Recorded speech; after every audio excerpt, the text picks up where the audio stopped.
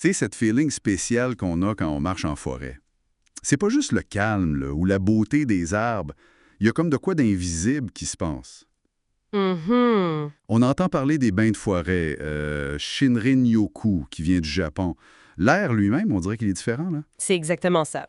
Puis une bonne partie de cette différence-là, ça vient de composés chimiques qu'on respire sans s'en rendre compte. Les phytoncides. Phytoncide, OK, le mot est intriguant. Fait qu'on va regarder ensemble ce que la recherche dit là-dessus, sur ces molécules-là des arbres, puis leurs effets sur nous autres, en se basant sur les infos qu'on a. C'est quoi ça ou juste un phytoncide? C'est un terme qui date un peu, là. Ça vient d'un biologiste russe, Boris Pétokine, dans les années 1920. Dans le fond, c'est des composés organiques volatiles que les plantes, les arbres surtout, mais d'autres végétaux aussi, émettent pour se défendre. Pour se protéger. Oui, c'est comme leur système de défense naturelle contre les bibites, les bactéries, les champignons. Ah, OK. C'est leur arsenal chimique perso, genre. Un peu, oui. Chimiquement, là, ça regroupe plein de choses, mais surtout des terpènes. C'est souvent ça qui donne l'odeur qu'on reconnaît. L'odeur des pins, par exemple. Ah oui, cette bonne odeur de forêt. C'est ça. Puis ces composés-là sont libérés dans l'air par les feuilles, par des petits trous, les stomates.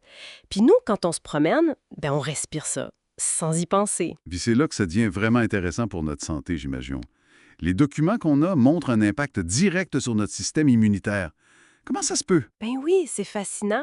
C'est comme si on empruntait un peu le système de défense de la forêt pour nous-mêmes. Il y a une étude importante qui a montré que respirer ces phytoncides-là, ça augmente de façon assez nette le nombre puis l'activité de nos cellules tueuses naturelles, les cellules NK. Les cellules NK. Attends, ça c'est comme les soldats d'élite de notre système immunitaire, non? Celles qui s'attaquent aux cellules infectées ou bizarres? Exactement. C'est la première ligne de défense contre les infections virales, puis même contre les cellules cancéreuses.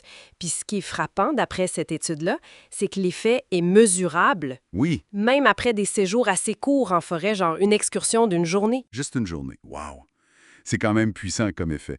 Mais, tu sais, l'expérience en forêt, souvent, la première affaire qu'on remarque, c'est le calme, la baisse de stress. Est-ce que les phytoncides jouent là-dessus aussi? Absolument, c'est pas juste dans notre tête, là. Il y a une autre étude qui a vraiment mesuré cet effet relaxant. Les chercheurs ont vu une baisse significative du cortisol. Le cortisol, la fameuse hormone du stress. Ouais. Exact.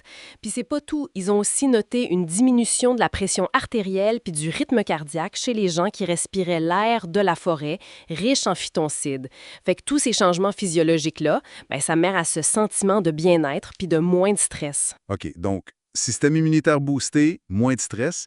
Les sources parlent-tu d'autres avantages? Mais il y a quelques autres pistes qui sont mentionnées plus brièvement. D'abord, ces composés-là ont des propriétés antibactériennes et antifongiques pour la plante elle-même. Logique. Ça pourrait potentiellement nous offrir une certaine protection aussi. Ensuite, on parle d'une possible amélioration de la qualité du sommeil, ce qui est assez logique si on est plus relax. Moins de stress, on dort mieux, ça fait du sens. Puis finalement, il y a une mention d'effets anti-inflammatoires potentiels. Ça, c'est une piste intéressante parce que l'inflammation chronique, on sait que c'est lié à plein de maladies modernes. Mais bon, là-dessus, les recherches sont encore en cours pour bien comprendre. Super intéressant. Fait que si je résume, ce qu'on respire en forêt, ces phytoncides, c'est comme un genre de cocktail santé. Ça donne un coup de pouce à nos défenses, ça calme les nerfs, puis ça pourrait même aider à mieux dormir puis à combattre l'inflammation. C'est une très bonne synthèse, oui. Puis ça montre l'importance d'aller en nature sous un autre angle. C'est pas juste une activité plaisante, c'est vraiment une stratégie de bien-être qui est accessible puis qui est appuyée par la science. Juste intégrer des marches en forêt, même pas longues, ça pourrait vraiment faire une différence pour la santé en général. Ça porte à réfléchir, c'est sûr. Si les défenses invisibles des plantes nous font autant de bien directement sur notre biologie, qu'est-ce qu'il y a d'autre qu'on n'a pas encore découvert? Quelles autres interactions subtiles entre la nature puis nous autres existent, peut-être même dans des endroits qu'on fréquente tous les jours sans même y penser, comme les parcs en ville ou notre propre cour?